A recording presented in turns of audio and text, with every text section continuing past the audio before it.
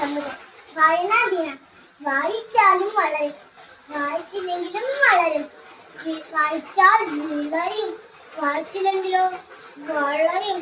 കുഞ്ഞുണ്ണി മാഷിന്റെ വരികളാണട്ടോ. ഈ വിളയും പറഞ്ഞ എന്താന്ന് അറിയണ്ടേ? നമ്മൾ ചെടികൾക്ക് ധാരാളം വെള്ളവും വളവും ഒക്കെ കൊടുത്താൽ തിരിച്ച് നമ്മൾക്കത് കായ്ക്കനികൾ തരും.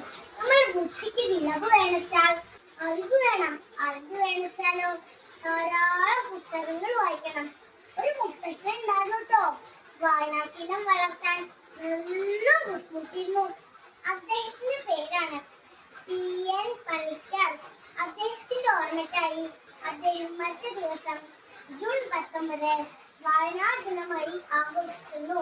നമ്മൾ കുട്ടികൾ അദ്ദേഹം പറഞ്ഞ പോലെ വായിച്ചു വളരാം, ചിന്തിച്ചു വിവേകം നേടാം. ജയ് ഹിന്ദ്.